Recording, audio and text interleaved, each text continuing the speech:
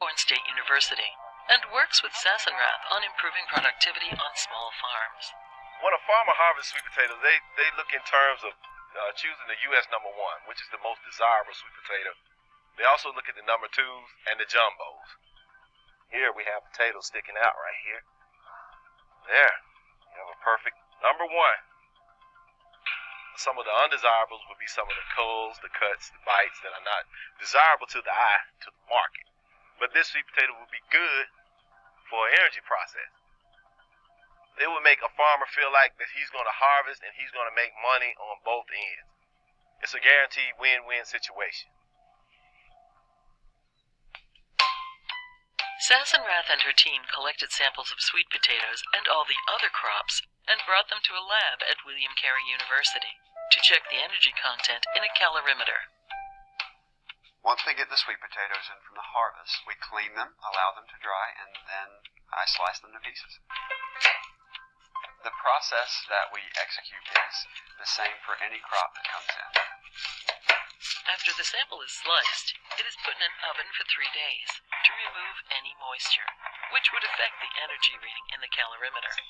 After it's dry, we take the individual pieces, we break them into smaller pieces in a food processor. We then take this dust and form it into a pellet. And now it's ready to test in the calorimeter. First, we need to weigh the pellet very carefully.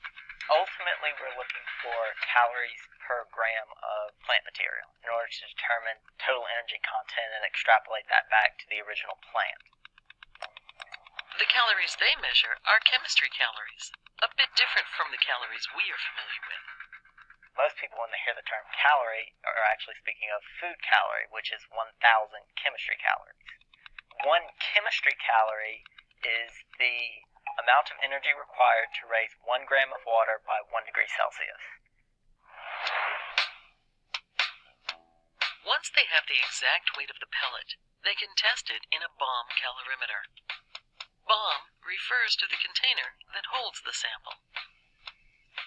First, we need to get a piece of nickel-chromium alloy wire and run that on top of the pellet.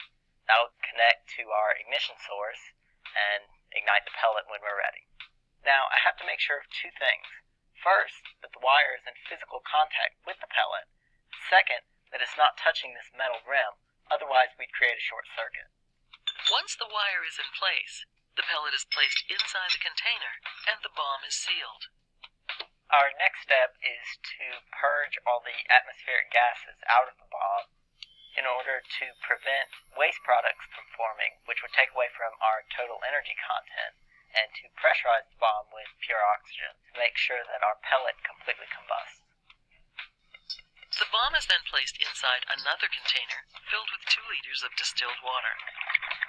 When the pellet combusts, the heat from that reaction will heat up the bomb, which in turn heats up the surrounding water. The temperature increase that they measure is the temperature increase of the water. Okay, we're ready to go. The last thing is to put the lid on. In the lid, we have the thermometer, which will of course give us the temperature of the water, which we read here. And we also have a stirrer, which will make sure that the temperature of the water is the same throughout. We're going to turn on the motor to stir the water, and then we'll get a reading of the water before we fire the calorimeter for at least 6 minutes to make sure we have a good baseline temperature. We've recorded the temperature for 6 minutes, and we're ready to ignite. Alright, our red light flashed very briefly. That tells us we had a successful ignition. After ignition, the temperature is recorded every 30 seconds until it plateaus and then cools down. To get the calorie measurement for the sample, they take the temperature difference between the water before ignition and the highest temperature after ignition.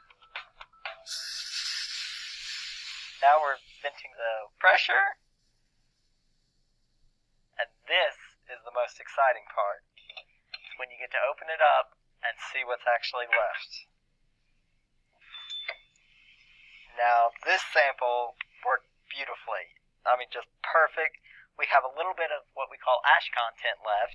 It may seem insignificant, but we actually need to measure it because we need to subtract it from our final calculations of energy content. But the weight of the remaining ash and the temperature change of the water are not the only measurements needed to calculate the energy content of the sample. The calorimeter, as well as the wire used to ignite the sample, each have a certain heat capacity, which is basically the amount of heat they will absorb. Only by taking all of these different variables into account can they accurately determine the energy content of the sample. For a sweet potato, they found that 1 gram contained 3,966 calories, or 3.966 food calories.